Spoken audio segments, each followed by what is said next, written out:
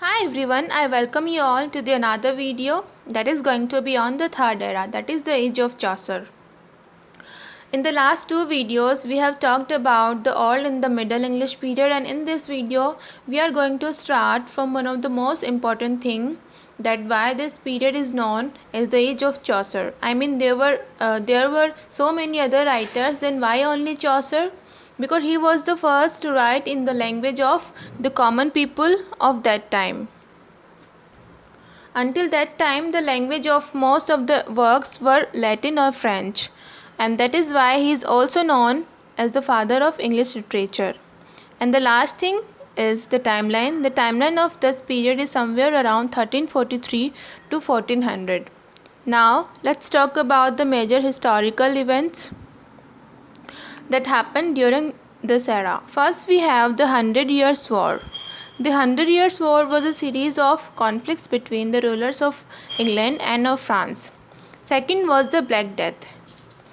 It was the deadliest pandemic recorded in the human history and resulted in the deaths of up to 200 million people, like we have coronavirus these days. And the last one was the Peasants' Revolt. It was the first popular rebellion in English history. After discussing the background of this era and the major facts of this era, let's look at the major writers and their works of this era. One of the most important writers of this era is Chaucer, as the name of this period is only after him. Chaucer lived during the reign of three kings, that are Edward III, Richard II, and Henry IV. Now, one thing that we need to remember is that Chaucer used East Midland dialect for most of his work. And if we talk about his most important work, then one of the most important works is the Canterbury Tales. It is in poetry form. It talks about a pilgrimage in which the pilgrims visit the shrine of Thomas Becket from London to Canterbury. Chaucer died before completing this work. He wanted to write 120 stories in which 30 pilgrims will tell 4 stories, but he only completed 24 stories. And the next thing is that all the tales are in poetry form, but two tales, the tale of Malibus and the Parson's Tale, are in prose form. And the structure of this work has been taken from Boccaccio's Decameron. The next work of Chaucer is the Book of Duchess. He wrote the Book of Duchess to commemorate the death of Blanche of Lancaster, wife of Duke of Lancaster. Next we have the House of Fame. It is a Middle English poem in the form of a dream vision, composed in octosyllabic couplet.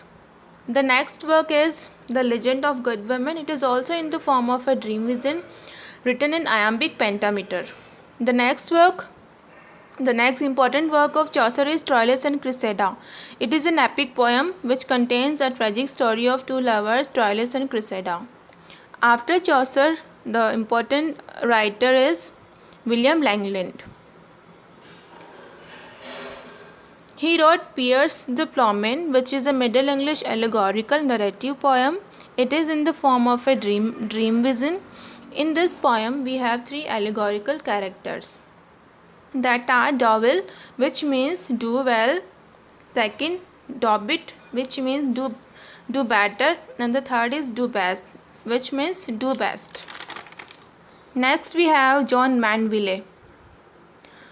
John Mandeville, who is known for the travels of Sir John Mandeville. It is a travel memoir written in French language. The next writer is John Gower. He is known for three works, that are Mirror de l'Homme, which means Mirror of Mankind. It is in French language. The second work is Vox Clementis. It is based on Peasants' Revolt, written in Latin language. And the third one is the Confessio Amantis. It is a Middle English poem written in English language. After John Gower, John Wycliffe is the major writer.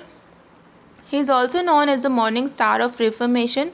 He translated Bible into vernacular English. And last but not the least, we have John Lydgate. John Lydgate is the major writer of this era. His major works are Serpent of Division.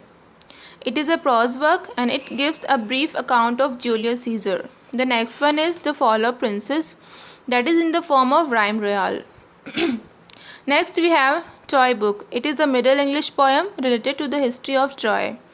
Next we have Siege of Thebes, and the last work is Complaint of Black Knight. This book was modeled on Chaucer's Book of Duchess. So till now we have studied 3 periods in a brief manner. If you have any query, then don't forget to put it below in the comment section. Thank you.